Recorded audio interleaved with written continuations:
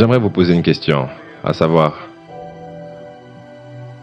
qu'est-ce qu'il y a dans votre plan de vie?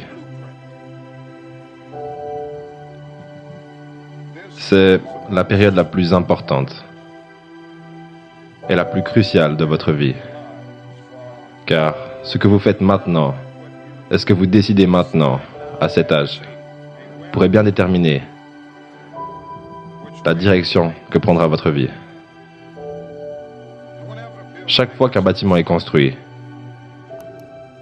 vous avez généralement un architecte qui dessine un plan. Et ce plan sert d'exemple, de guide, de modèle pour ceux qui vont construire le bâtiment. Et un bâtiment ne peut être bien construit sans un bon plan, organisé et solide. Maintenant, chacun d'entre vous passe à travers le processus de construire la structure de votre vie. Et la question est de savoir si vous avez un plan détaillé, correct et solide. Et j'aimerais vous suggérer certaines des choses qui devraient être dans votre plan de vie. En numéro 1, dans votre plan de vie, il devrait y avoir une profonde conviction en votre propre dignité, votre propre valeur et votre propre quelque chose. Ne laissez personne vous faire sentir que vous n'êtes personne. Sentez toujours que vous comptez. Ayez toujours le sentiment que vous avez de la valeur. Et sentez toujours que votre vie a une signification ultime. Deuxièmement,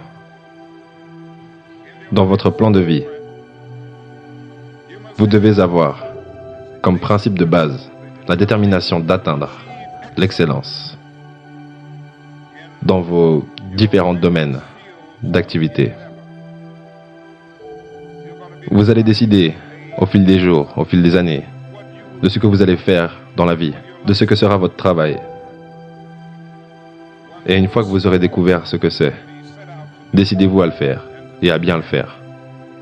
Et je vous le dis, mes jeunes amis, que les portes sont en train de s'ouvrir pour chacun d'entre vous. Les portes d'opportunité qui s'ouvrent à vous et qui n'étaient pas ouvertes à vos mères et à vos pères. Et le grand défi qui vous attend est d'être prêt à entrer lorsque les portes s'ouvrent.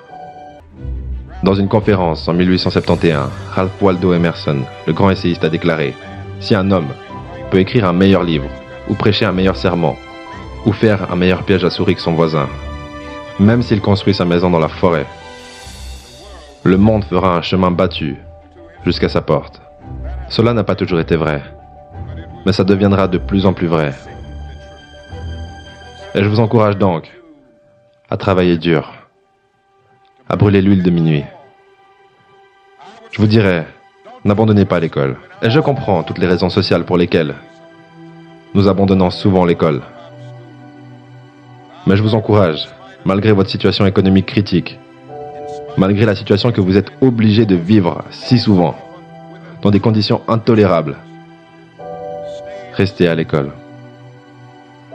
Et lorsque vous découvrirez ce que vous allez être dans la vie, décidez-vous de le faire comme si Dieu Tout-Puissant vous avait appelé pour ce moment précis de l'histoire, pour le faire. Efforcez-vous de faire du bon travail et de faire ce travail si bien que les vivants, les morts et les gens qui ne sont pas encore nés ne pourraient pas le faire mieux. S'il vous incombe d'être un balayeur de rue, balayez les rues comme Michelangelo peignait des images.